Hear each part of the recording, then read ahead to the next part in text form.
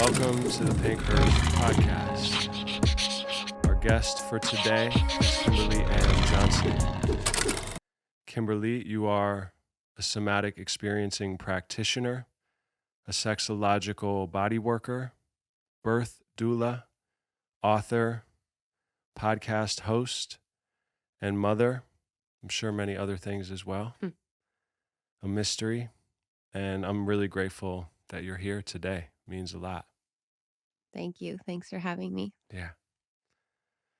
So to begin, unlike all of the other episodes we've done, a ferociously loud instinct has been asking me to keep this one in a more watercolor abstract zone for some reason. And I've learned to listen to that part more. So if it's all right with you, instead of regular questions, I'm going to say some ideas that came to me and see if they spark ideas in you. And before we dive into that, I would like to read a quote from Carl Jung that I came across recently through my friend Forrest. Jung writes, "Solitude is for me a fount of healing which makes my life worth living. Talking is often torment for me, and I need many days to recover from the futility of words."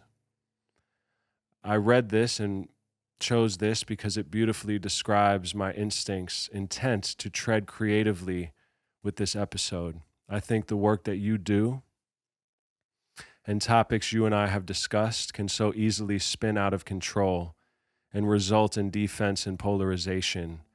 I want to see if a poetic experiment approach might yield more universal fruit. So let's see what happens. To begin, these are like song titles or chapters, perhaps. Before you begin, can please. I say something? Anything, please.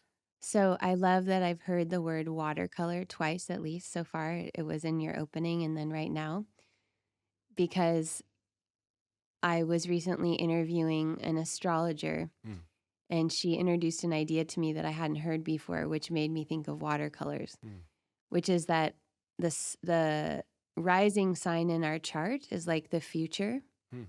And she said we should always look for teachers that are either their sun is our rising sign or have the same rising sign, which for me is Scorpio, and we're in the sign of Scorpio right now. And that the moon is sort of like our past. So I'd never heard this before. But when she was talking to me about that, what it made me think of was how when we can reflect what would be that quality, that rising quality of someone back to them, that starts like a watercolor to bleed into that past so that we don't have to be living or excavating or scratching the scab of the past so much, because the brightness is and the saturation is so complete that it just naturally eclipses that which was. And for me, that's really where I want my work to live. And one of the reasons I accepted this invitation is because the trauma world is now a religion. It has its apostates, as Stephen Jenkinson likes to say. And although my whole life's work, ever since I began yoga practice 30 years ago, has been about healing, healing has now become about pathology and exalting shadow work and exalting that which is dysfunctional, which has its place. But for me, the only way I can lead someone there is also by showing them the strength of their life force and the power of their specific fragrance or essence. So I just wanted to it's perfect. mention that about watercolor. That's beautiful. We got to check with Molly, but my birthday is on November 23rd, and so I'm Sag, but I'm right on the cusp of Scorpio, and I think I have some Scorpio something or other happening. But we'll verify that. Also, my parents can't decide when I was born, what time, which drives Molly furiously up the wall. And anyway. At least they're not guessing on a convenient number, because the other day someone was like, I was born on 11/11 and at 11/11. And I was like, what are the chances that the parents looked at each other like, was it 10 or 14? Let's say 11/11. That Sounds works better. well for our cosmology. Modern, exactly. That's hilarious. So Song Flow, chapter number 1, The Rabbit and the Wolf, Through Their Eyes. Can you tell us about your relationship to these two creatures and what they represent to you as aspects of our psyches?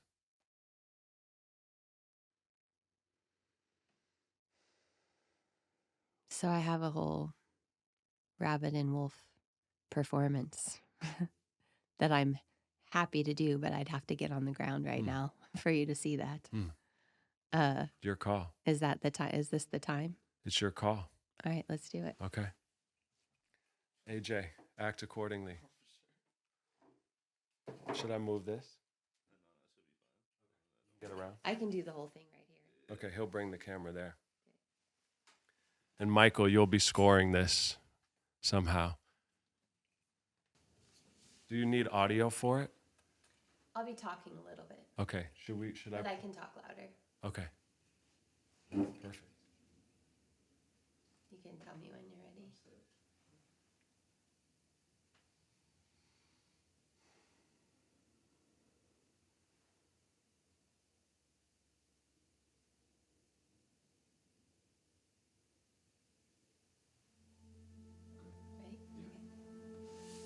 Okay. There's a wolf and a rabbit in a field. The wolf is walking along, looking out across the prairies.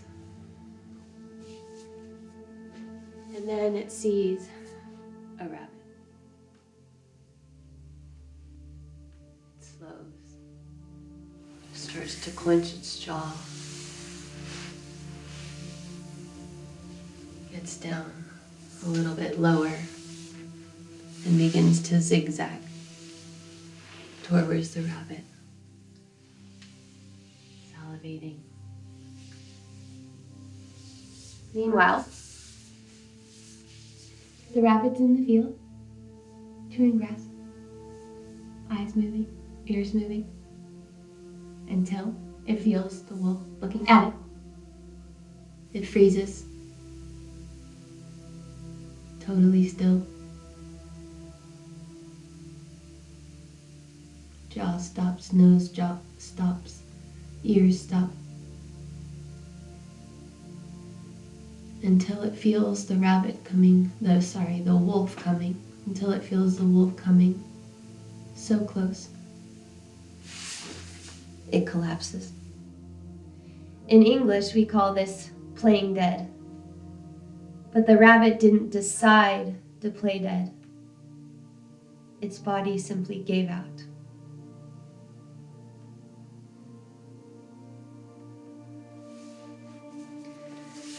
Meanwhile, the wolf gets closer and closer. Wolves don't like dead prey. It picks up the rabbit, shakes it around, and throws it off to the side when it realizes it's dead.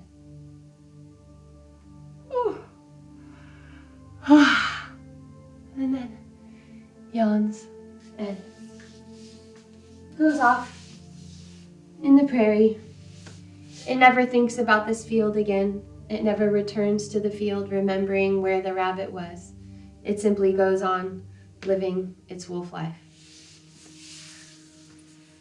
The rabbit eventually comes to, first, the smallest amount of movement, its eyes open.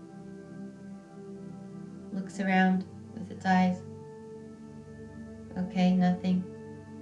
Starts to sniff. Nothing. Ears start to move. Nothing. Until it feels like there's nothing around. Comes upright in gravity. Stops again. Looks around with its eyes. Nothing. Sniffs. Nothing. Ears. And now its head can also turn. And when it feels that it is totally able to move, starts to shake, shake, shake, shake, shake, shake, shake, shake, shake, shake, shake, shake, shake. All that build up that it could not fight, it could not run, gets out of its body. And then It hops off on its way, being its rabbit self, and it never avoids that field, never remembers the wolf. It goes on and lives its rabbit life. Thank you. Powerful. So now I usually ask people if they recognize themselves in the rabbit or the wolf.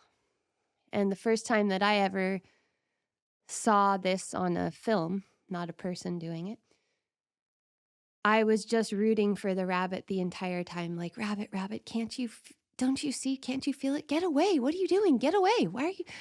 Don't stop. Move. Do something. And then the lights came up in the room where I was, and the teacher asked, who here identifies with the wolf? And inside my head, I thought, what fucking asshole would relate to the wolf? But 30% of the hands went up, and they were people that I already knew and I liked them. So I couldn't say like, oh, they're just jerks. Yeah. And then who relates to the rabbit? About 70% of the room raised their hands. And then I just got a cascade of aha moments to all kinds of choices in my life based on that over-identification. Vegetarianism for 20 years, always rooting for the underdog. Every film that I like is about people fighting for the underdog. A desire for kind of like utopian relations and a negation of this reality of a predator-prey dynamic that exists in nature. And so I became a student of the wolf. And for me, the jaguar. Man. Yeah, I initially definitely relate to the rabbit, but it reminds me of how someone once told me that I'm like a lion who pretends he's a kitten in the mirror. And somehow that came through of like, I'm both for sure. And I can see the wolf, but I too have spent a lot of my life in rabbit mode, but somehow also very wolfy, I think, as well. Anyway, wow. And if we can't hear some of that audio, then we might get you to do a voiceover. Sure. Or Michael, you can work your magic. But that is a first. Thank you for being so you. And I felt a stillness when you became the rabbit that felt like medicine for me too. So shout out to the spirit of the rabbit too. And well, I teach a course called Activate Your Inner Jaguar. But sometimes people go, well, are you going to teach Activate Your Inner Rabbit too? I'm into that. But that's really the crux of all my work, is that we want a flexibility between those two, and there's a huge range. And there's no problem unless there's just a part that is impossible for us to occupy. And then when we are there, like for instance, rabbit has its mode that's hibernation and stillness and silence and fully in the cave, full darkness and the things that happen in the dark. And then, but on the other side of it, it has that frozen, anesthetized, numb, dissociated place. And a lot of times that becomes challenging for us to discern. And that was certainly my case. So I spent 10 years plus doing tons of meditation practice, tons of silent retreats, because the freeze was recognizable for me, but now it was freeze that had a good meaning with it instead of freeze that was so uncomfortable, but it was still freeze. So then I had to work with, okay, now I've been pushing this pattern deeper, but I get a lot of accolades for that. A lot of people are like, I feel so mellow when I'm around you. And it's like, yeah, because I'm in a dorsal state a lot of the time. I'll just listen and listen and listen and won't speak because I can go into that complete like receptivity, non-dual space. But that's only one part of our life walk on earth. Man, I do hope, which I talk about, that we could write a children's book for adults. And I think that the rabbit has to be a bully at a certain point and make the wolf cry or something fun like that. I like flipping the script on that. And I could wander off, and I'm going to do my best to stay here. Well, I want to say one other thing is that your reflection on yourself, like there's our own self-perception, which is one thing, but then there's how we are in the world. Totally. And it's not just how we think we are in our personality, but it's what our physiology is actually communicating. Yeah. Your physiology communicates wolf. So you will have to do a lot of other things to convince someone that you're a rabbit. Yeah. Because And it's, head it's tattoos structure, but it's not that. It's actual Language. native connective tissue density. So we're all born with a certain ratio of connective tissue, Interesting. collagen to elastin fibers. Mm. And we can change that through how we exercise and how we move and how we eat and those kinds of things, but only to a certain extent. So if someone's highly collagenous, and people say that all the time, like, oh, this bodybuilder, he's just a giant teddy bear. Sure. But what his entire nervous system is conveying is wolf.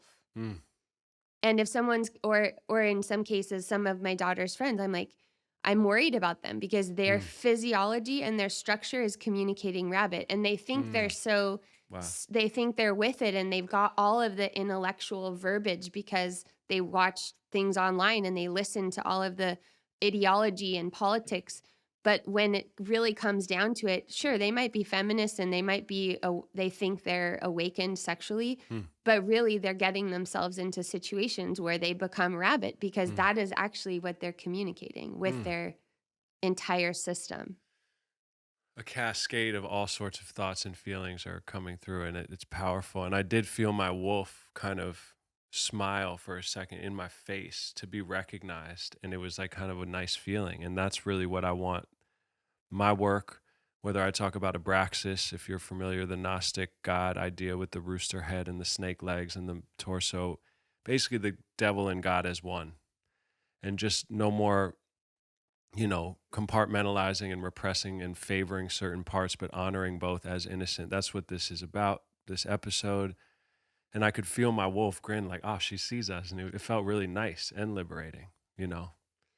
Well, it's nice to not have a moral value attached to them. Exactly. And that's what I had to undo. So Yeah. one time when I was living in Brazil, I went to get a reading. I guess astrology is a theme today. I don't really know that much about astrology, but here I am talking about it again. Yeah. This one was a Vedic astrologer. But she said, você tem que conhecer o seu próprio maldade. You need to get to know your evilness. And I was just like, what? Evil? Like, what are you talking about? Why would I do that? Why would anyone do that? And that is really a lot what this is about too. Not that the wolf is inherently evil though. That's the mistake. The mistake that we make is that we think that wild and feral are the same things. A feral wolf destroys a hen house. A wild wolf only kills what it needs. Interesting. And a wild so feral wolf is like madness almost. It's close to domestication. So when you take a wild thing and you put it close to domestication, you get all kinds of distortions. That's like exactly what him and I were talking about based off a later question of how the things become, the puritanical, we'll get to it, but the puritanical repression of don't covet your neighbor's wife creates the coveting of the neighbor's wife, or the pornography has to emerge the way it does because it's been pushed, sexuality's been pushed down, things have to become grotesque. That reminds me of that, like ripping up the hen house. Something. So I just want, because people say, we're essentially talking about the predator and the prey. Sure. And then people get really upset with me because they say that I'm a misogynist and that I'm actually, victim blaming and all of these kinds of things because they're seeing the prey as the victim and the predator as the predator. But that's also because we've humanized a term that's in nature. In nature, you have to have predators and prey. Yeah. They both have to be, or else the natural ecosystem doesn't work. Wow. And now what we see is happening is we've got this social credit that goes towards victimhood all the time. It's it's a competition about who has a right to that victim space. And when I teach, I think we do need to acknowledge when we're victims. It definitely is a part of the path. I work with so many people that are holding secrets, and those secrets are making them sick. And the secrets is the way of they're protecting something for their family system, usually, that maybe they're the one that's the survivor, and so they're the one that has been through a lot but can still have fun, or been through a lot but is still very joyful. And they're known for that characteristic. And so to say, that was wrong what happened to me and I didn't deserve that is so hard because in their system it feels like they won't survive if they say that. That has to be a part of this conversation, but it's not an end point, and it's not a place where we want to construct a world we want to belong to. because we actually have to have this inner drive Mm. that is ours and that knows that we have something to do here. Mm. We have an assignment that is ours to do. Mm. And it behooves us to stay connected to that so that it can become the watercolor that eclipses the secret, that eclipses the place that feels unmanageable, unhealable, unlovable, unworthy, but without getting just stuck there. Mm.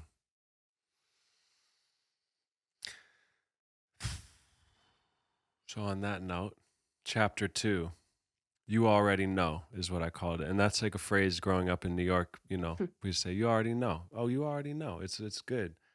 You already know. I'm fascinated with the concept of unlearning in order to remember what is already within us.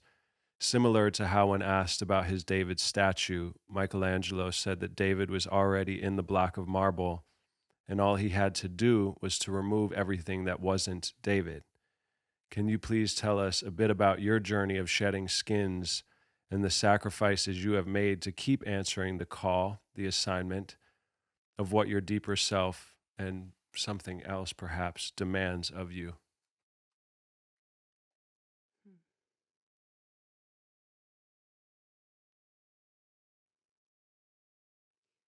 I'd say I'm a bit in one of those moments right now.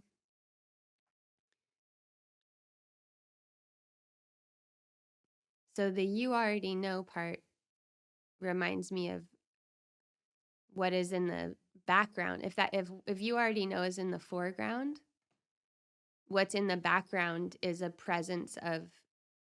could be a presence of village mindedness and elderhood.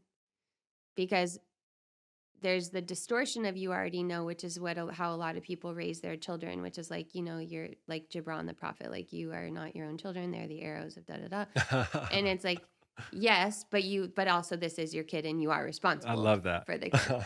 So this both. And it's a little too easy to just be like hands off on their own, because what I see happening is a lot of the children being raised like that are basically what they're choosing is screen time, and what they're choosing is not food that's good for them, and what they're choosing is an absence of limits and structure that actually as humans we really need. So I think, yes, we already know because we have memory, and we have memory of village mindedness, and we have memory of place-based worship, and we have memory of what it is to connect with my ancestry. But what we don't always have is material world reflection in our own language to show us that. Right now, I'm probably partially, I'm straddling interesting lifetime because I'm 48.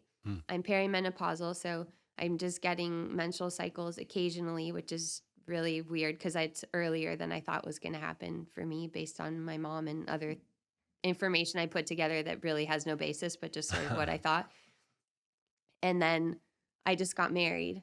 So it's sort of an interesting time I've never been married before. So to get married, and then I have a teenager that's going to be in the house for like 2 more years. So marriage to me used to be someone to build a family with, but now I'm not in my fertile years and I don't have a fertile brain. So it's like different openings and closings that are happening at the same time.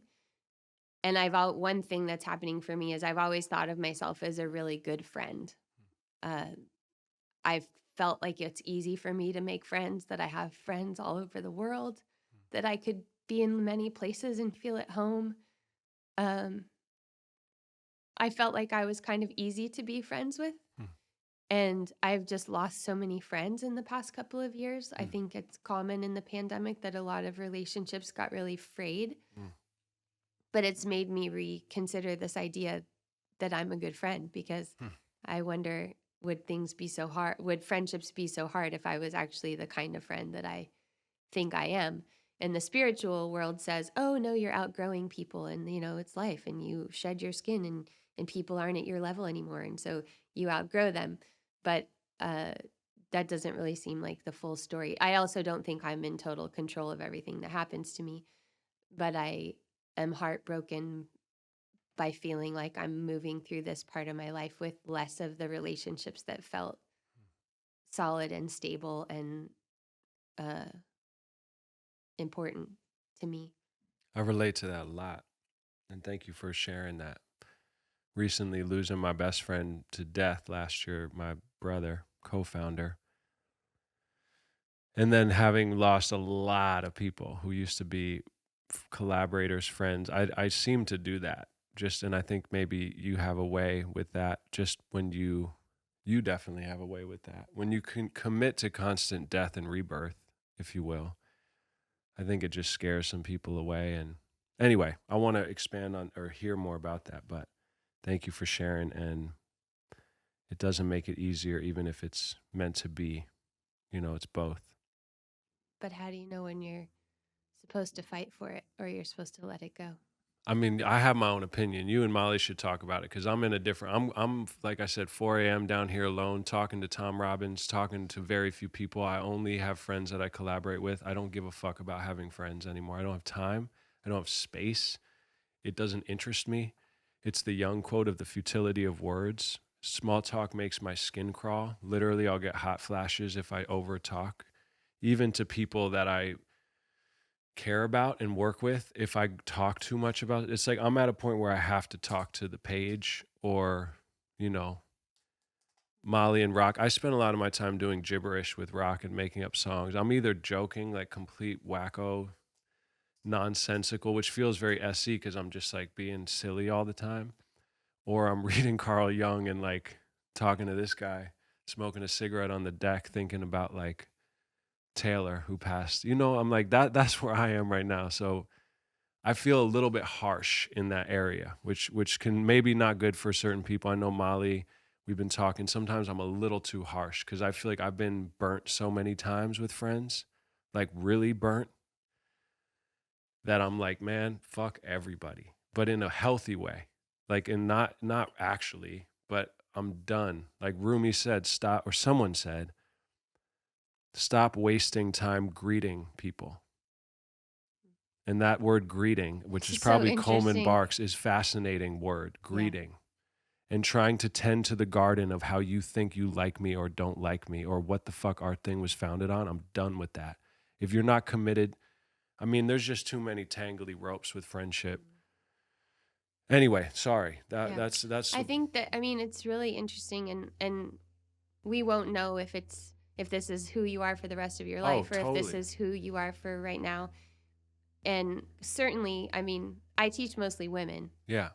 And women are specifically predisposed towards the social nervous system, which is a part of the nervous system we haven't even touched on yet, because the wolf is part of the sympathetic system, and the rabbit is part of sympathetic and parasympathetic dorsal system. So just to translate that into my brain, you're saying, which I think Molly said last night, that women are more social than men. No, I mean, even animals have social nervous systems, but the way that the nervous system's evolved throughout time. So that freeze response, that's the oldest nervous system response there is. Like even some, like not very many celled organisms have that response. And then the fight or flight comes next. And then after that is what's called the social nervous system, which is how we interpret fine facial muscles around the eyes and the mouth. It's the vagus nerve, the ventral side, the front side.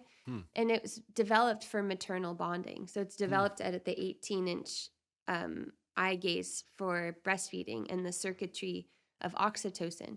So because it's developed for maternal bonding, it means we have superpowers in terms of like knowing how people are doing and feeling, because the health of the group is up to us to maintain. But it's also that the flip side of that, like a stance like you're taking, would be so much harder with an estrogenous system, because estrogen together with oxytocin is very concerned about group proximity. I've spent my life doing that, though. This is very new for me. That's why it hurts so much. Like I feel like I'm betraying everyone, but I'm just so, Yeah, I agree. I But just there, feel more like the guy who's been hand holding everyone and being a best friend, and I'm the one who calls everyone. yeah. I'm the one who says sorry. I'm the one who bows down. I'm the one Right. And you're who is claiming on yourself eggshells. over that. And I mean, that's part of the phase that I'm at too, that I'm Yeah, looking at is because I have less estrogen in my system. You yeah, know, it's the famous women go to menopause and they like move to Santa Fe, New Mexico, leave the family. They're like, make your own fucking dinner yeah, and like y'all can do your thing. And I mean, it's like a classic yeah. thing because there's been so much energy and estrogen focused, like trying to make sure everyone else is okay. And you've given away a lot of life force in doing Right. that. And the flip side of that is fawning and fitting in. And so to Hmm, be able to say, you know, I mean, Stephen Jenkinson, he says, I don't mix well. hmm. But I used to pride myself on mixing well. I Sure. used to think, you know, take me to the White House, I'm good. Take me Yeah, to the favela, like I'm good. Like I yeah. can roll in all these spaces. And I loved that about myself. And now I find like my little octopus arms receded into my Hmm, octopus body, partially because I was part of a cancel campaign last year, hmm. but also just it's a more internal space in this transition where I'm going from a fertile woman to a non fertile woman Wow. and how that energy gets used in the Hmm, world and also how the world looks at you. And I used to hear what people would say about it and I'd be like, well, I don't think I'm going to be like that. I don't think I'm going to feel that. And hmm, then all of a sudden I'm starting to go through the phase and understanding some things. But hmm, I think also I am married, but my husband lives in Brazil. hmm, So I don't have that person at the end of the day that I like go through my day with or that I debrief or that I'm making joint decisions with a lot of the time. And so I've been single parenting. So my friendships have taken a much bigger role in my life because hmm, I don't have a husband that I'm making parenting decisions with and that I'm deciding about buying property with or that I'm dividing roles with. I've been the breadwinner and the parent both, which bringing this a little bit full circle is that's actually how I got to the Jaguar because I went to my male somatic experiencing practitioner and a friend of mine had told me that my daughter was, she was 5, becoming very authoritarian because she had hmm, convinced a group of 6 people to have what she wanted for dinner. And I kind of sat back because I was thinking that those other adults would take their adult place. But since they ceded to her, I was like, well, they don't care. But in fact, they were thinking that was my job, which it was my job because I was the parent. So when I went to Eduardo and I said, I was feeling so sorry for myself because I'm like, oh, I'm the unconditional love and I'm the discipline and I'm just so fucking exhausted about all of this. He was like, Você é uma onça, you're a jaguar. It's hmm, the mothers that teach the hmm, cubs to hunt.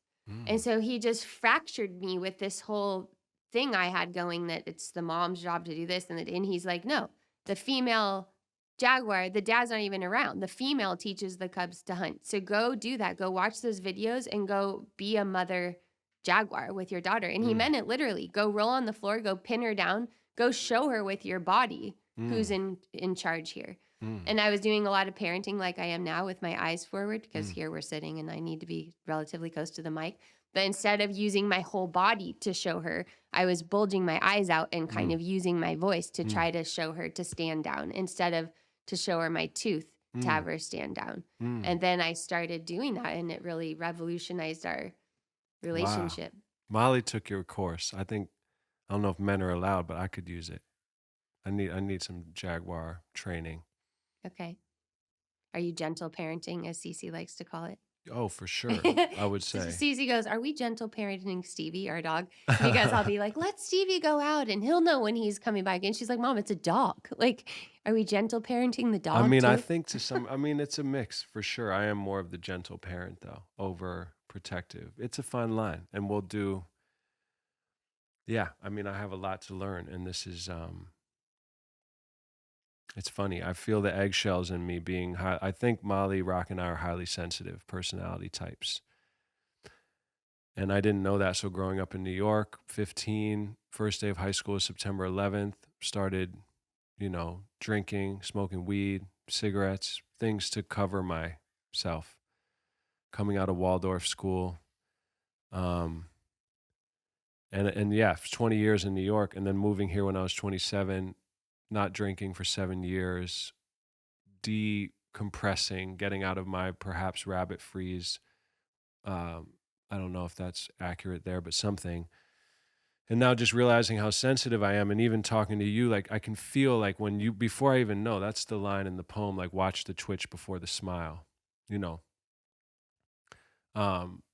When you smile, I start to smile. Like I'm so attuned to I'm always trying to like mirror, and before I even know what I'm doing. And then I think about that, and then I'll be at school with Rock, where I go to this farm pod and stay with him, and I just feel so tense all the time because I am responsible. There's a hypervigilance, and then being a leader of an art, whatever it may be, I'm always trying to, did I upset AJ? Is Michael happy? There's no money really yet in this organization, really. I mean, it's all like a passion project, you know what I mean? So there's all of this other currency of language. And anyway, I don't mean to babble So, on, but there's a lot of this just what like, I want to say is that you really value, it seems to me, you really value this like non-dual reality, because a lot of times you bring that back around when we're talking. The non-dual reality exists, but if we only spend time there, where everyone's going to feel highly sensitive, because that's the space without contour. no skin. So skin, I need more skin. That's part of what I'm doing. you have skin. You need to care that you have it, and you need to believe that it matters, and you need to prioritize the you that is you. And I hear that's what you're saying. You're doing it by scattering people away so that you can feel that more in yourself. But there is a core place that's, and I mean, there's a lot of practices for it. That's, I just say like me, not me. So everything that is me, come back. So I map brain, literal brain. Where's my brain? Is it to the left? Is it to the right? Is it towards my forehead? Is it towards my occiput? Brain, brainstem all the way down, cervicals, thoracic. I'm not saying the words inside. I'm saying them to demonstrate. For me, I'm just locating. It's not sensing. It's not imagining. It's not transposing a visual of the anatomy on it. It's residing and locating. And then you notice, okay, if I'm mapping brainstem, my head position changes usually. My jaw and tongue might change. Okay, so now I'm structure. I'm bone. All right, bone, cranium, cervicals, thoracic spine, lumbar spine, sacrum, densest bone in the body, sacrum, tailbone. Okay, sacrum, magnets. Pull back the iron filings of everything that is me. Consolidate me. Who is me? Okay, me, frequency. Then I say my name, Kimberly, Kim. I say my nicknames. My dad used to call me Kimber J, KJ, Pinky J. And I'm doing it faster than I would normally do it, but pull that back in. And then once you can really feel, okay, Kimberly, everything that is not me, like the watercolor, starts to move out. That's not here. That's not the home for this. And then the skin, so you can track both, but there's going to have to be some segmentation about where you're operating, because if we walk through the world with non-dual reality, we will fry our circuitry. It will get fritzed. I've done that. So have I, friend. I'm a practitioner more than a teacher. Yeah. So I've been on a couch for 9 months wearing the same clothes every single day, wondering if I even knew my own name. I've been real close. So that's, and I watch, because there's a part, especially gender-wise, like we expect men to be in the sympathetic side, and we expect women to be more parasympathetic. And so there's a lot of social credibility in occupying those in certain ways and spaces. I mean, I imagine to make yourself non-threatening, you have to keep doing that. Otherwise, people will be threatened. I mean, I guess they are anyway, is kind of what you're saying. Yeah, and I didn't have to scatter, not to like rewrite my story, but it's more like I don't tend to them the way I did to keep them, and the ones that fall off, I just don't chase them anymore. I'm not actively being mean to anyone. It's more just I figured no, that. but yeah, just to. But if you were, I mean, it's like, I mean, that's pretty much my entire book, Call of the Wild. Yeah. I never thought I could write a book that was really only had like 3 main points to it. And It kind of does. It really only has maybe 2 or 3 main points, and one of them is that anger really has its place. And so 100%. this idea that spiritual is not angry and like Thich Nhat Hanh, like don't water the seeds of anger. And I mean, it goes on and on and on is actually the thing that's really messing us up, Agreed. specifically women, but also men too. Agreed. And that, I mean, half the time Cece's, my daughter's asking me if I'm angry. She's noticing I'm angry before I even know, because I'm so used to disarming it and I'm Mm. so used to distorting it. Mm. And there's so much power there when we know how to fuel it, but it will consume us. So that's why so many people have autoimmune problems. And this, I mean, no offense, but your highly sensitive story, I'm like, whatever. I mean, everybody's got a diagnosis Yeah. these days. And also, if you're awake and alive in this world and you are tapped into life force, of course you're highly sensitive. Like, I think everyone's highly sensitive. That's what I tell they Mom. should hope to be. Yeah, exactly. We should hope to No, I live in don't. a Yeah, world. no, I appreciate you saying that. I'm not into like hiding behind diagnose. You know, I was misdiagnosed, in my opinion, as bipolar. I was in a mental hospital when I was 24 for a chemically induced psychosis, and thanks to people like that guy and my mom and other friends and teachers, I learned that it was an initiation, you know, for someone like me, and that there was no problem, and that I have to be careful with my body, and I wasn't eating. I won't go into that story now, but the point is, I don't know what the point is, but Well, I don't know if you want to tell the story or not, but from where I sit, and even when I was on my way here, probably partially because I have a teenager, you know, yeah, it's different than having, when you have a young child, what I love about, I mean, I love people and I love kids, but what I love specifically about that phase of parenting is there's really a lack of an existential problem, because it's so direct what you have to do. It's so physical and it's so direct. It's like you got to have a lot of food, a lot of meals, a lot of snacks, a lot of changes of clothes, a lot of, you know, it's patience. super physical. So you got to Yeah. be like, okay with just like, you know, getting Yeah. kicked and hit all the time. Uh, but then you get to this other phase where it's so less direct Mm, how we can actually have an influence, mm, and if we should, what kind of influence we should want to have. mm, And I feel like these, I mean, that's, I'm also, I guess we could say, a student of Stephen Jenkinson, or for the last 15 months, and he has a very strong point of view. So I'm also trying to do me, not me with him. You know, what of him am I willing to be molded by that is actually me, and what of him is just him and it's not my fragrance. But to me, that's part of being a good student. I don't go in to be like, I'm just going to say exactly who I am and just, you can just talk at me. mm-mm. Right. So you have to be willing to be molded, but at the same time, know what the core is. So how does that come through in my language? What does it mean to me?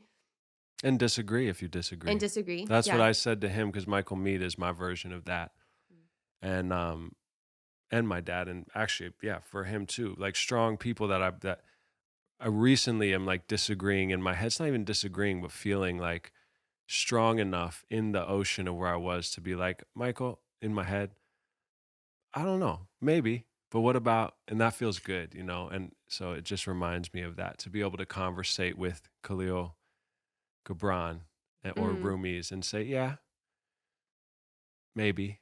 That's so cool. But you do have to like absorb it to some extent first. But yeah, the stories, So I mean, yeah, do you want me to say Stephen more? Jenkinson's frame is that it's Yeah. the troubled times. We're in troubled times. And then everyone goes, well, are they really that troubled? I mean, come on, let's talk about this. And every generation is afraid of their next generation. And so he says, okay, fine. Let's just go with particularly troubled.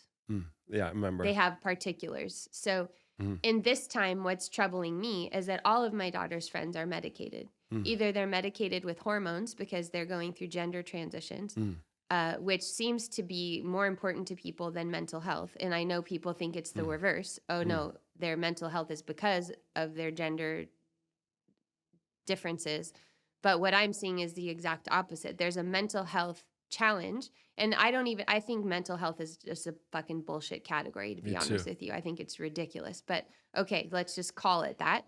So someone who's got a completely dysregulated nervous system is probably hypersensitive or highly sensitive, and is also looking around going, what are the adults in my life doing that's responsive to the climate, that's responsive? So Sure. I'm getting all this catastrophic input, which is telling me that like the world's going to end. But everyone around me is acting like my mom and dad have 2 Teslas, and everyone's just like no one's changing anything they're doing. So how am I supposed to digest that and imagine a future for myself when all the adults around me seem to be in complete amnesia and dissociation from what's happening? So if I take it to heart that these are particularly troubled times, those particulars to me are that we're like fighting to even remain Homo sapiens.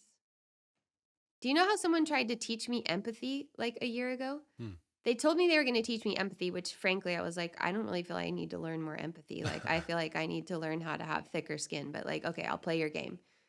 Here's some AI glasses, and here's a video of a child soldier in Sudan. So put your eyeglasses on, and now you can understand what the life of this person is like. I'm like, whatever happened to storytelling? Why do I have to actually become this person? I'm not that like disconnected that I couldn't imagine what that reality is like.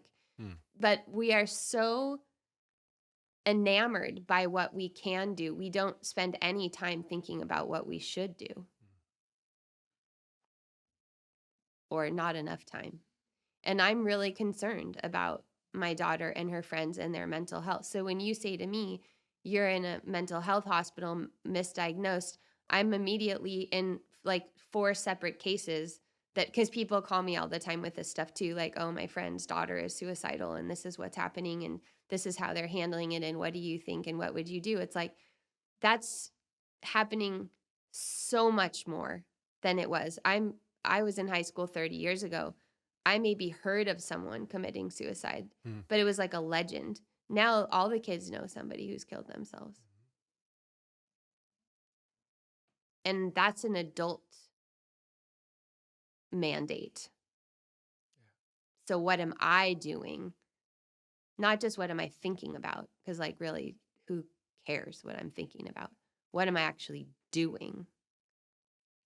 Since a little kid, I came to this world with black eyes from forceps because I was pulled out with clamps in London. And I've been told interesting stories about my birth by him that were kind of, something about an ashram and an owl circling my parents. And then Is anything happening right now for you when you say that?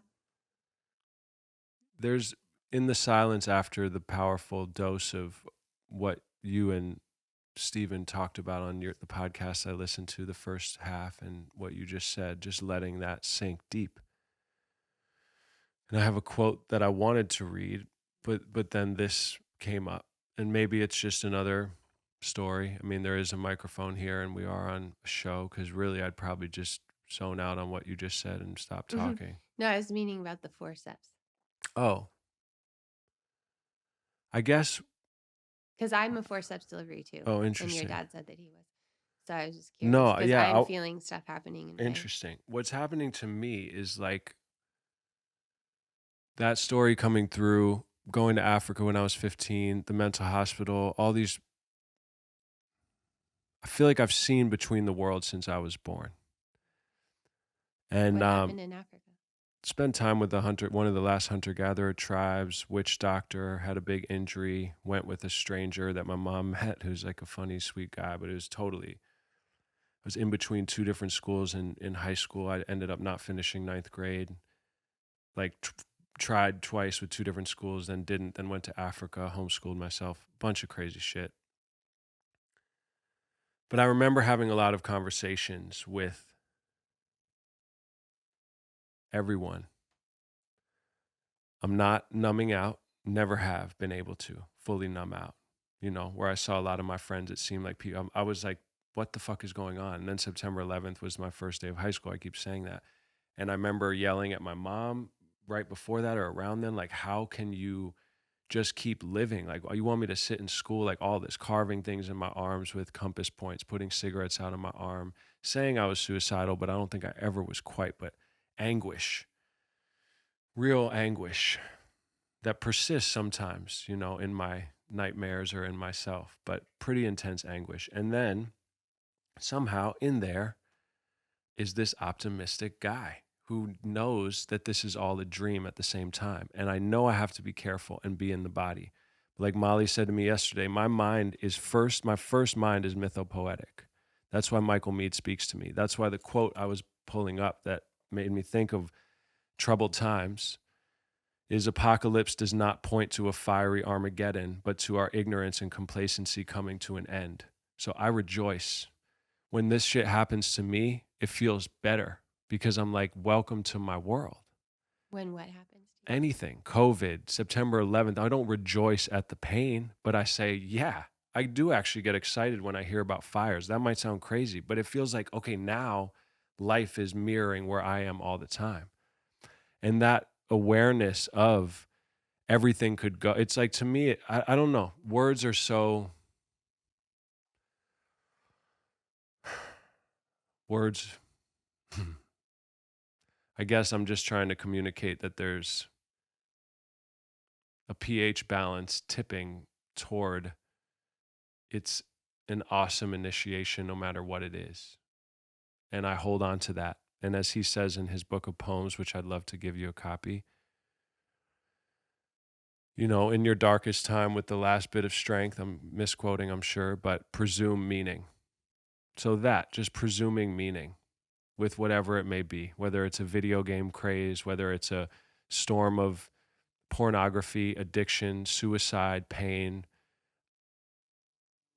Molly and I are a good balance because she doesn't, her second mind, she says, is mythopoetic.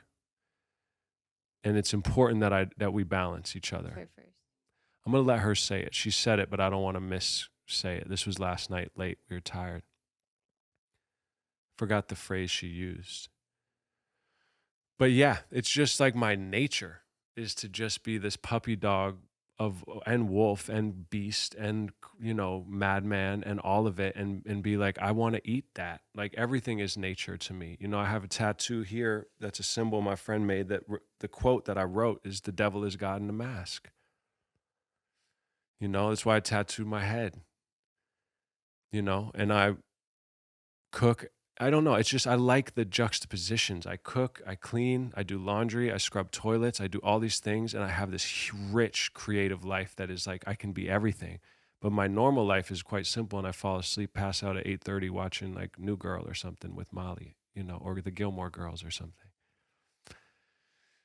And I know I'm all over the place. No, I'm just wondering, do you feel like I've like misinterpreted you or like Not given at all. you inaccurate meaning? No. I guess I'm just responding to what the podcast that you did. It's not about you or Steven or anyone. It's the only question that's worth really getting into is like, what's going on? What are we doing here?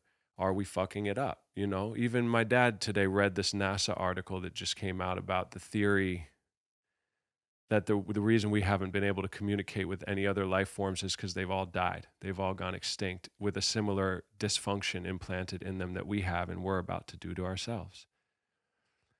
You know,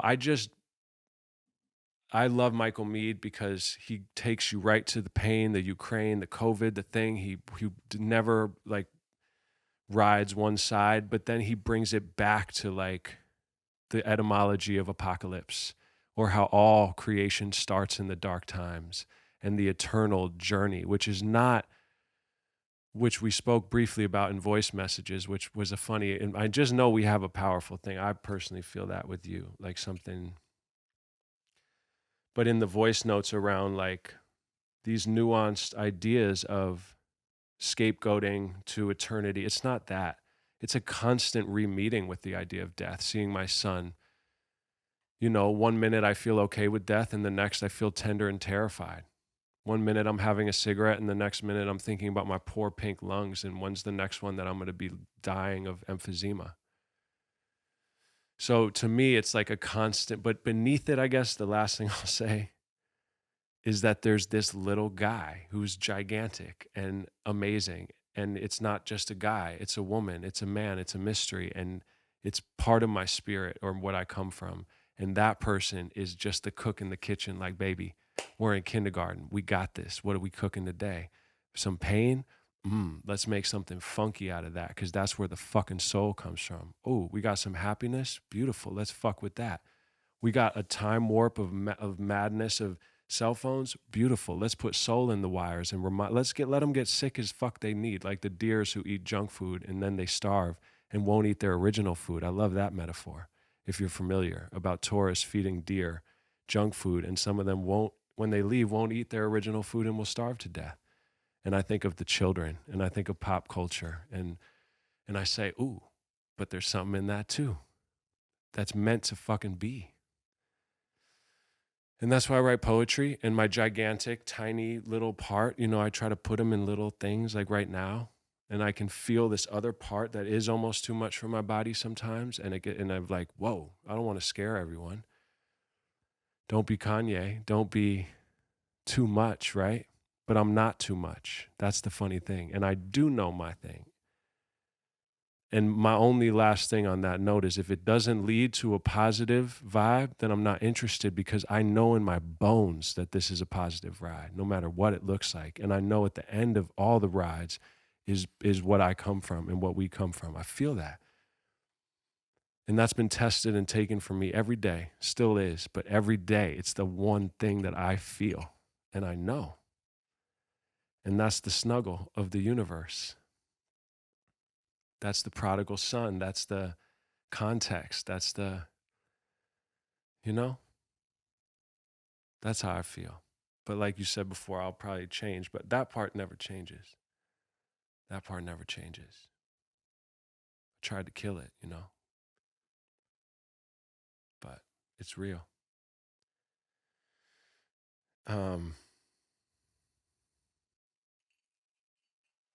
This is definitely one of the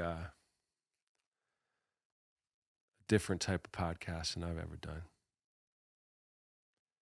Do you mind if we flow a little more off our songbook? I'm here for it. Chapter 3, if you will.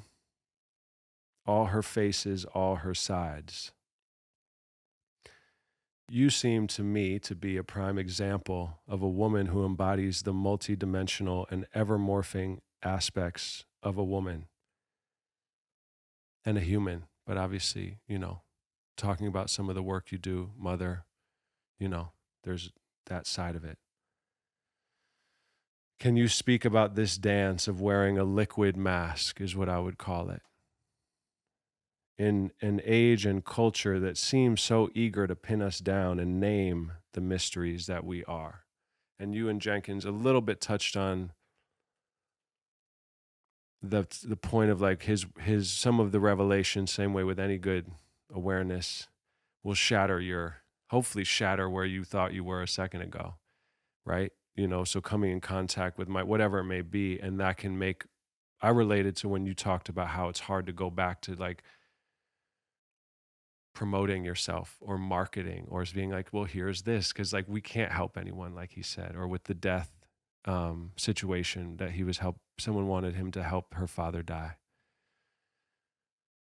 In fact, you're probably going to be more fucked if you come to the right healer. But then you know that that's good to get fucked, because you were way more fucked thinking you weren't fucked, and you got to get fucked to be free. That's how I see it.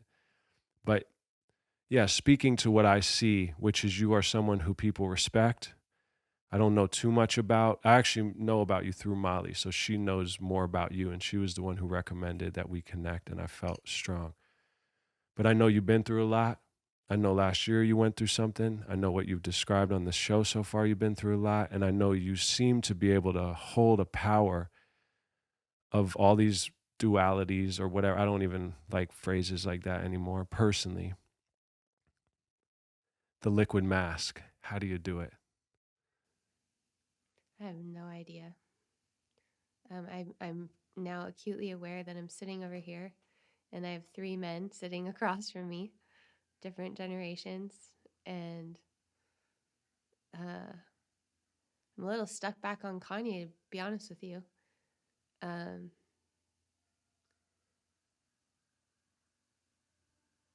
I'm kind of appalled at how he doesn't really have anyone to take care of him, I know. and the way that he's being used for so many different agendas. And people will say, well, he's using himself, but he's in a state where he needs someone to step in on his behalf. And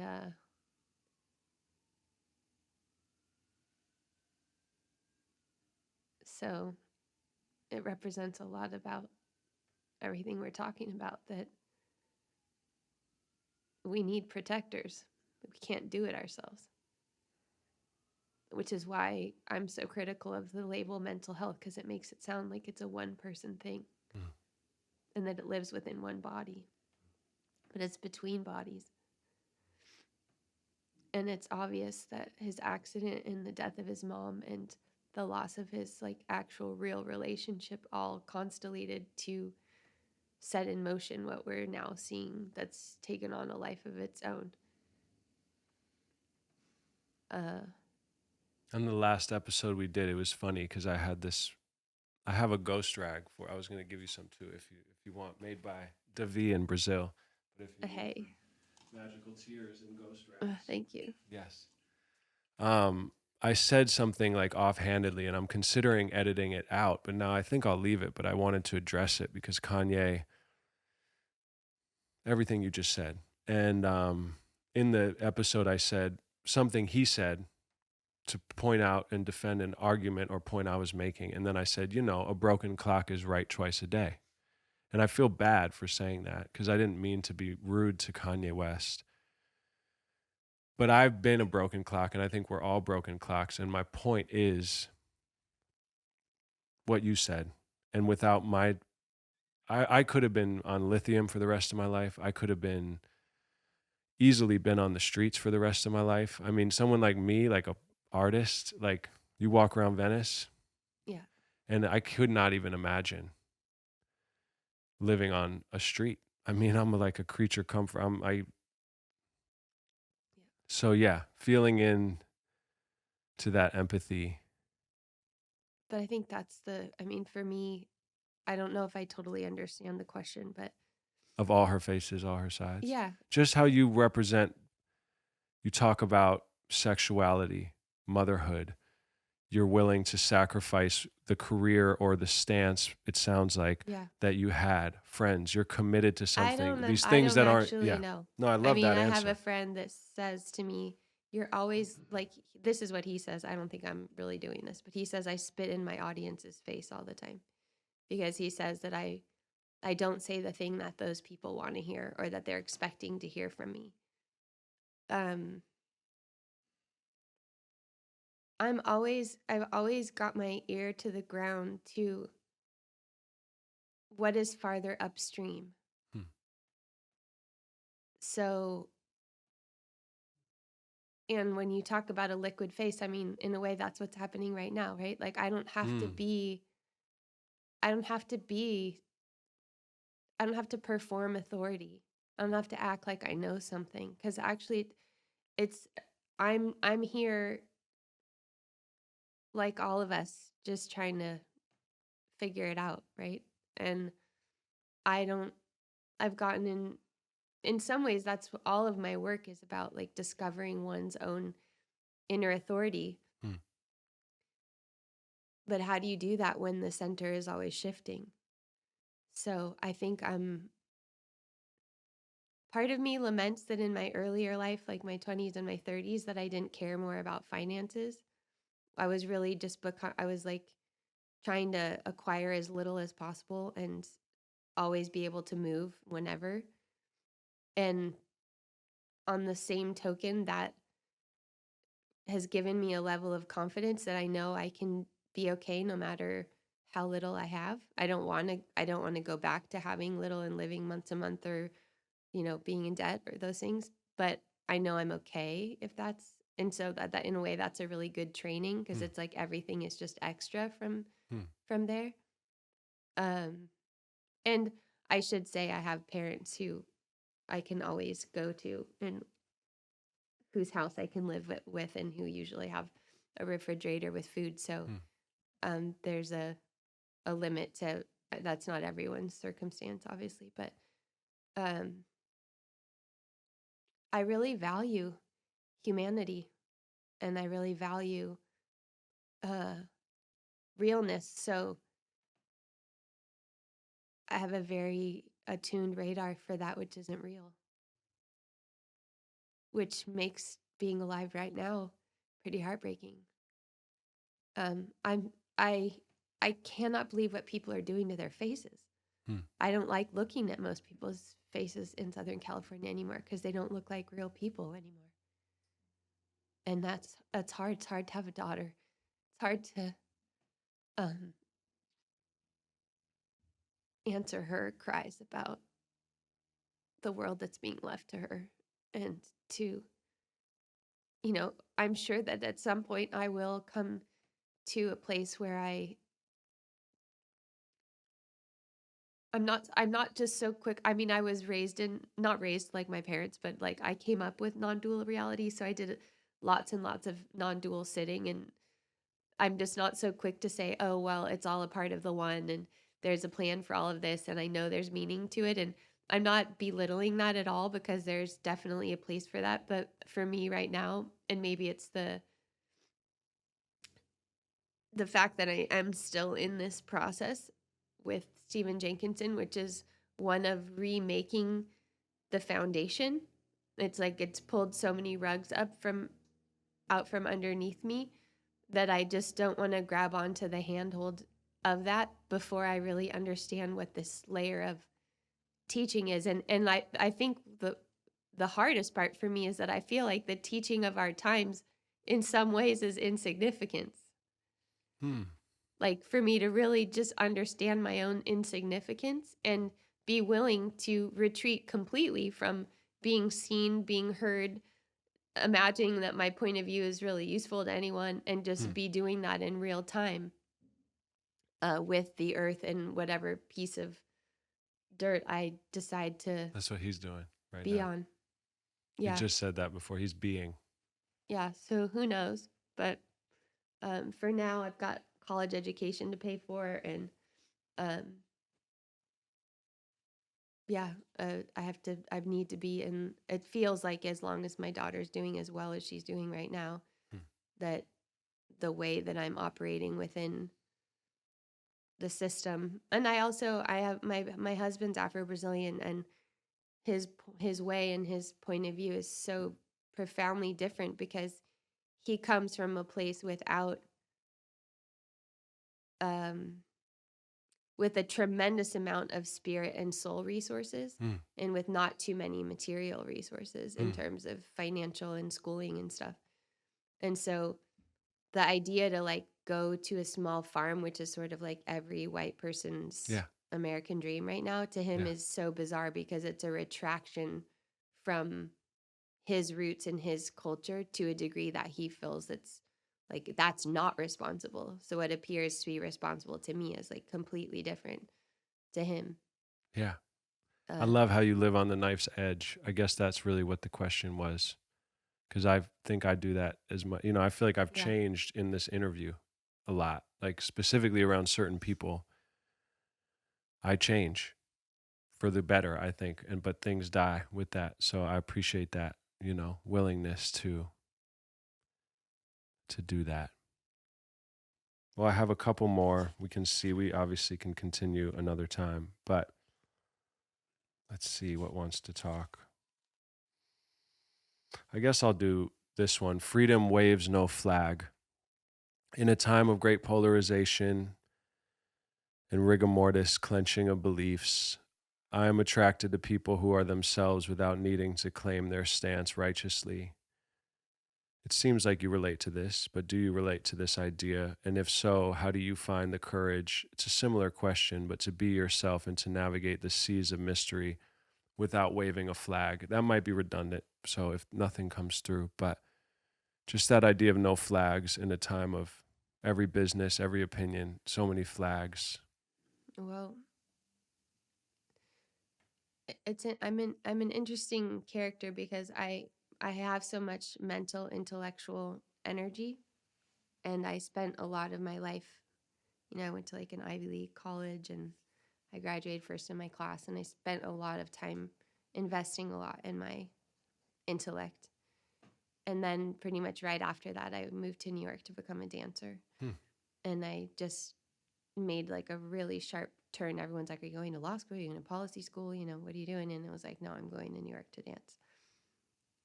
And for a long time, I always really wanted people to reflect my heart back to me. I was tired of everyone telling me how smart I was. You're so smart. You're so smart. You're so smart. It was like, okay, that's good. But it also felt a little bit like I didn't work for that. Like I kind of got it. I did work really hard, but it still felt like it was my natural ability. So it didn't feel so much like it needed as much attention as it got. Now I feel, because of all the nervous system work that I've done, and I say that because I had done so much other kinds of work, psychological, spiritual, and it was really the nervous system work that like gelled everything for me. Then the world started reflecting back to me what I wanted to be recognized for, which was more of my heart quality, my deep caring, and my love that comes through. It feels like it's coming through analysis because I'm so sharp some of the time, but really it's that love. And like, you know, one time I was lucky enough to see twice I saw BKS Iyengar in person, who's the founder of a kind of yoga that I studied, lion energy. And he smacked someone on the back when they were in headstand, a student that he'd had for like 25 years. And there was about 800 people in the hall. And right when that happened, a bunch of people left, because this is like 20 years ago. It's like just the start of consent and identity politics. And so people were just appalled that he would hit somebody like that. And it was so abusive.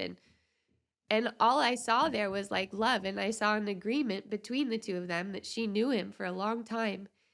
And I didn't see somebody who was too stupid to recognize that he was actually abusing and was so abused that she thought it was good. I just saw an adult that was like, oh, okay, I just got smacked, kind of like big deal, move on. But he came in the hall the next day.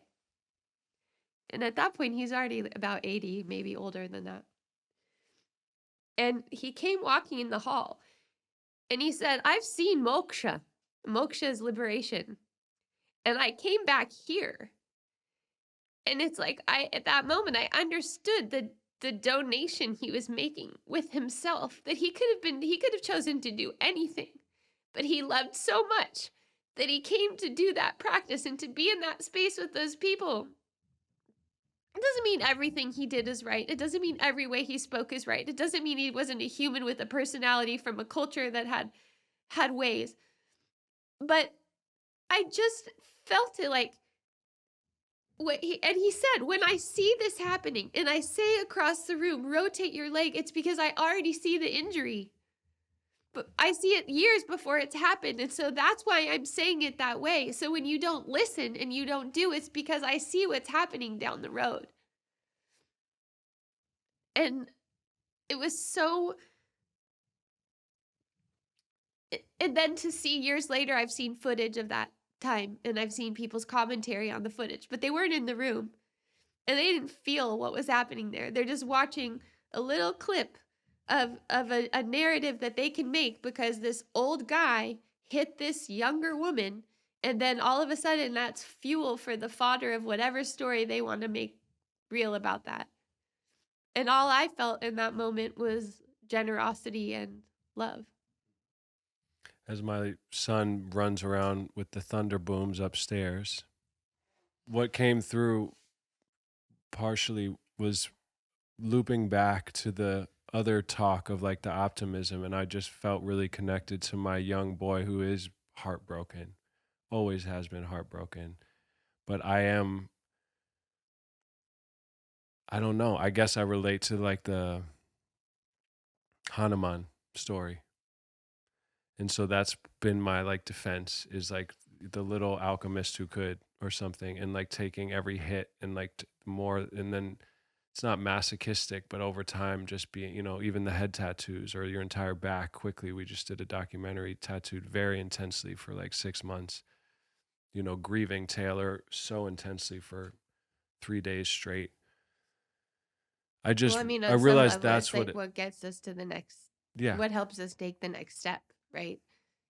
Because I believe it actually is important to be here for some reason. No, me too. So that's I guess that just came through as my little boy who's so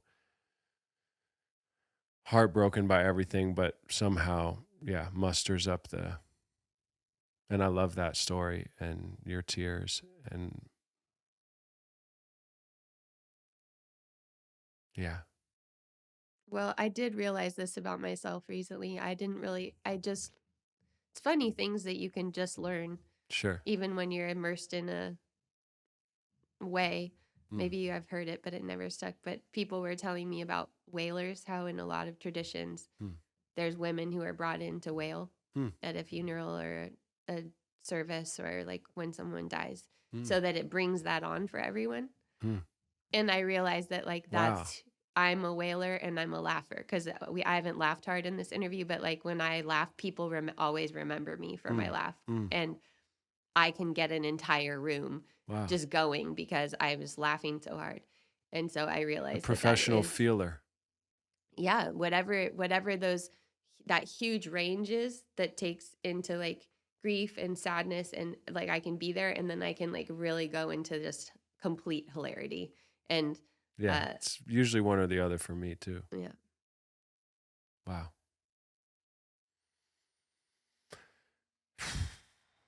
So this one connects a bit maybe to the somatic aspects. This chapter is called I Need My Body. I often forget this, Icarus syndrome, you might say. In a time and culture that seems so disconnected from the earth and ourselves to the point where returning feels threatening and unsafe, how do you honor your physicality while also conjuring and creating in the creative realms, being someone who, writes and flows but also being in your body? I'm working on that. So curious around whatever you want to say to that balance, that dance. Well, I'm happy to say that it takes less focus than it ever has, which is kind of nice, because once I started being more in my body, I didn't realize how much I wasn't in it before that, which is weird because I was a dancer and a yoga teacher, and I spent 10 hours a day in the yoga studio for like 10 years, literally. And so it would have seemed that I was in my body. And that's something that's sometimes hard for people to understand, that even if you're an athlete and even if you go to the gym and even if you do these physical practices, it doesn't actually mean that you're inhabiting your body. You're doing something with it, but you're not actually. I was so floored the first time my therapist asked me to go inside and tell her what I was noticing, because that's all I did was tell people what to notice in their rotate your thigh this way, and then as you do that, stretch through this toe, and like very accurate, precise, proprioceptive map. But I went into dissociation like so fast when it was just, you don't have to do anything, just notice what's happening when you're not doing anything. And then I realized, oh wow, I was operating in confusion and disorientation almost all the time, but I thought that was spiritual. And so I thought I was in like a spiritual state, but really I was just really disconnected. So now I'm in my body most of the time, and I just crave more time to do more physical things, because I love to be physical with other people. I love dance class. I still do love yoga class sometimes. But I love virtuosity, and I'm really picky, and I hate hybridized shit. So like people are like, "Oh, you love yoga and you love dancing. You would love yoga dance." I'm like, I would not love yoga dance. Oh, you like Pilates, you like yoga. I would not like pi yoga. I don't like newfangled dance forms. So I recently was doing some Thai kickboxing. I tried Brazilian jiu-jitsu, but I don't David like does that. being choked. And so it's kind of a big part of it. Interesting. And I didn't know was that. considering if I try to push past that, or if I just really don't like it. But yeah, I love, and my creativity and writing works much better when I am moving more, and I do have that. I think just because I danced since I was, 9 or 10, I'm used to going into a studio and having a teacher-student relationship, and there's nothing I like better than being dommed in that kind of situation. Like, just tell me what to do, and I love virtuosity. So I moved to New York, and I was so psyched. I was going to class at Mark Morris, and then the pandemic happened, and so I'm back in San Diego kind of looking again for some kind of virtuosity, because I do so much teaching, Hmm. but I love being a student and I love being taught. Maybe So, Olga can connect us when we work with her for the music video for this episode. yeah. She seems tapped into some heavy scenes. Mhm. Thank you. And I love Gaga. Do you know what Gaga is? Mm-mm. Gaga is a dance form that was made by Ohad Naharin, who's the head of Batsheva. He's Israeli, and he had an accident, and he studied Feldenkrais, and then as a result, he came up with Gaga. But Gaga is basically somatic experiencing in action. So it's all kinds of free movement with music, but they give you imagery like, okay, there's feathers all over your skin and you're covered with oil. Now get the feathers off. And then, okay, you're shaking. Now quake. What's the difference between quaking and shaking? Wow. And then they're just, and it's all about moving to what feels good.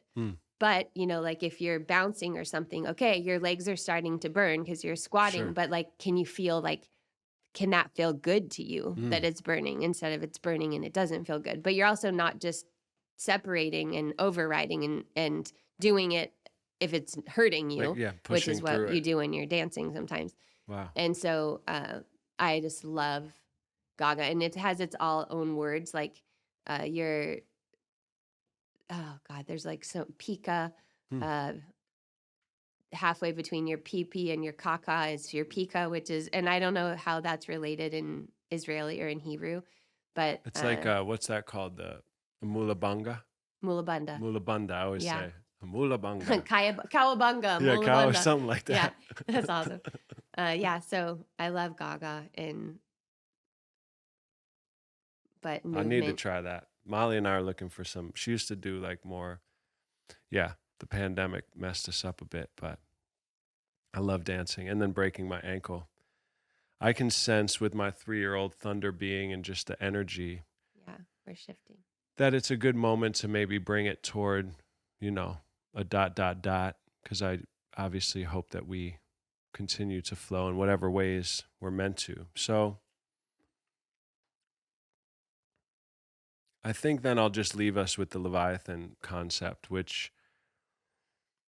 the Leviathan and the ballerina, you know, when I first felt into our collaboration, that was the loudest idea that continued and still does jump out. And the way I saw it, without obviously planning it, just on that first call, was like a children's book for adults. Tom Robbins wrote a children's book for adults called B is for Beer, and I got it recently because I'm rereading all of his, and it's an adult book for children. I'm rereading and just finished basically his entire catalog. So I'm sure that's where it jumped in. But I've always been fascinated with myth and stories like that can disarm and speak to the mythos as opposed to just the logos side of our psyches. So I hope we do that in whatever form. The Leviathan and the ballerina is a pairing of characters that has been living in my psyche for some time now. And when we connected, it jumped out and said, "Show me to you." For me, it represents the delicate dance between our conscious and unconscious minds. And in my heart, the Leviathan ends up revealing itself to be a loving puppy with many messages and gifts, which is obviously kind of my stance about the dark times, the troubled times, to me, I connect it all to that unconscious side, you know, is throwing tantrums. But because it wants to be loved, you know, it wants attention. Does this unlikely duo inspire any thoughts or feelings in you as we close this talk? Well, I told my daughter on the way here, I seem to have a part of my brain, and this is I'm telling you the truth right now, that like oftentimes when I'm in a movie, I have to have someone explain to me what's happening. It's really weird. Because I mean, I can read books, and a lot of other parts of my brain seem to work fine, but I seem to be a little bit challenged when it comes to following certain kinds of sequencing. When it comes, like even in the play last night, I had to ask my daughter, like, "Wait, like, did you get that?" And she's like, "Mom," like, "I know." I'm like, I know. She doesn't get it. She's like, "How can you not get it?" I'm like, "I don't know." So I can tell you what comes up for me with the image, but I'm not sure that it's like, we'll just have to see because I think it's going to be pretty I elementary. hope so. We need that. Uh, I've overthought it. so for me, the ballerina is like the most domesticated of the dance. It's the highest art. It's Parisian. It's the epitome of whiteness. You know, it's like small and tiny and linear. That said, I love a ballet. I took ballet. I was always awful at it based on a lot of different things, but I did it because that's the essence of dance, and like you need to take ballet. And I love to watch beautiful dancing of all kinds. But when I hear that, so I think the Leviathan is like, and also I'm not even sure I know what a Leviathan is, but Loch Ness, mythical sea beast. Okay, yeah. That's what I thought. Is sort of like primal, mossy, dirty, irrepressible,